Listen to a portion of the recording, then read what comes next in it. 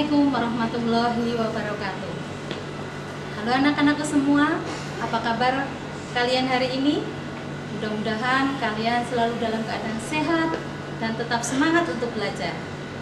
Sebelumnya, perkenalkan dulu, saya Ibu Eva Dianasari, Guru Prakarya SMP Negeri 24 Surabaya.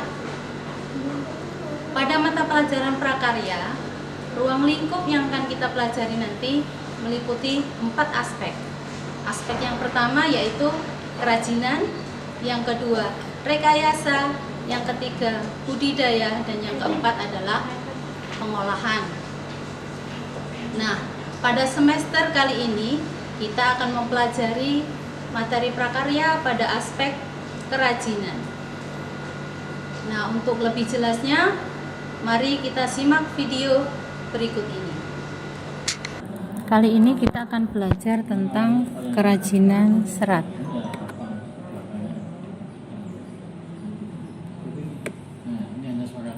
Kali ini yang kita pelajari adalah kerajinan serat alam. Ini adalah beberapa contoh kerajinan dari bahan serat alam.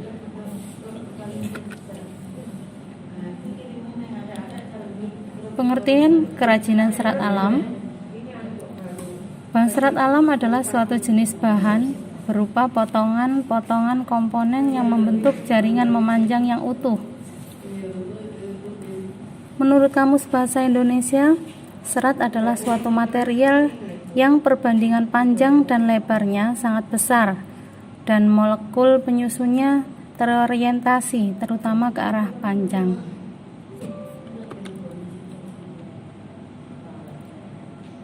Jenis dan karakteristik bahan serat. Bahan serat alam berasal dari alam. Limbah serat alam mudah diurai dalam tanah. Bahan serat alam yang dimaksud adalah bahan organik yang tidak diolah kembali melalui proses dan penambahan bahan kimiawi sehingga keasliannya tetap terjaga dan diutamakan. Bahan serat alam dapat digolongkan menjadi 3 jenis, yaitu serat dari tumbuhan, serat dari hewan, dan serat dari mineral. Tapi dalam hal ini yang akan kita pelajari adalah pada bahan dari tumbuhan dan hewan saja. Mari kita pelajari. Yang pertama adalah serat dari tumbuhan.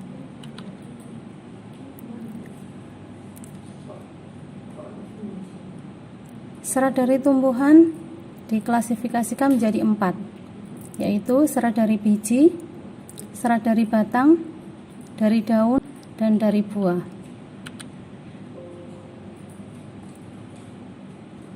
Serat dari biji. Contoh biji yang memenuhi persyaratan untuk diolah sebagai bahan serat adalah biji dari pohon kapas dan kapuk. Tetapi pada saat ini kapas dan kapuk sudah jarang dipergunakan untuk bahan baku produk tekstil karena peminatnya sudah mulai berkurang. Kapas lebih banyak dipergunakan orang sebagai kosmetik dibanding untuk produk tekstil ataupun kerajinan lainnya. Serat dari batang. Setiap tumbuhan memiliki batang. Struktur batang yang dihasilkan tumbuhan tentunya tidak sama satu dengan yang lain. Jenis batang yang menghasilkan serat alam dapat berupa jenis batang yang berkambium ataupun tidak berkambium. Contohnya adalah batang pohon anggrek, melinjo, mahkota dewa, dan beringin. Nah, ini contoh serat dari batang.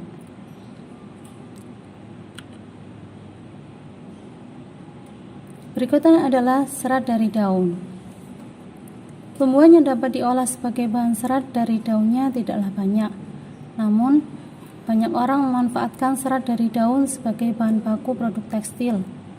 Contohnya adalah daun mendong, daun nanas, daun pandan berduri, daun enceng gondok, daun abaka, daun sisal, dan daun honeyqueen.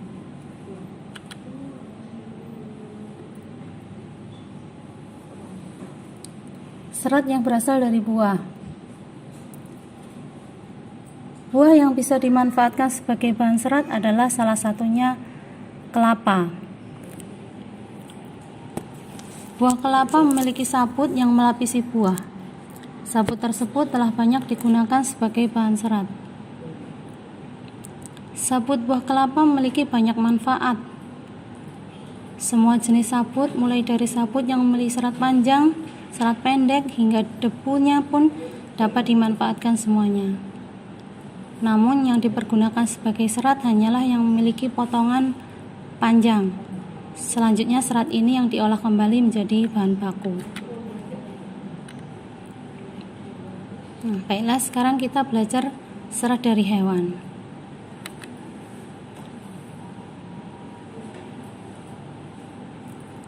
Serat dari hewan. Bagian hewan yang dimanfaatkan seratnya adalah bulu. Bulu hewan yang paling banyak diolah sebagai bahan baku serat produk tekstil diantaranya adalah stapel dan filamen. Nah, ini berikutnya kita jelaskan penggolongannya dari serat stapel dan dari filamen. Yang pertama adalah serat dari stapel. Stapel merupakan serat yang berbentuk rambut hewan yang disebut dengan wool. Contohnya dari domba, alpaka, unta, kasmir, mohair, kelinci, dan vicuna. Rambut hewan yang paling banyak digunakan adalah wool dari bulu domba.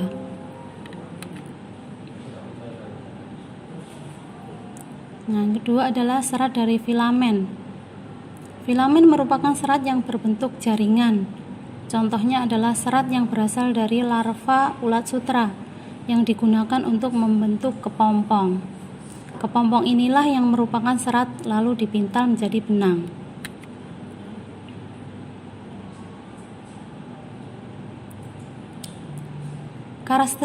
Karakteristik bahan serat alam yang menjadi perhatian adalah pada permukaan seratnya, seperti kehalusan, kekuatan, daya serap, dan kemuluran atau elastisitas.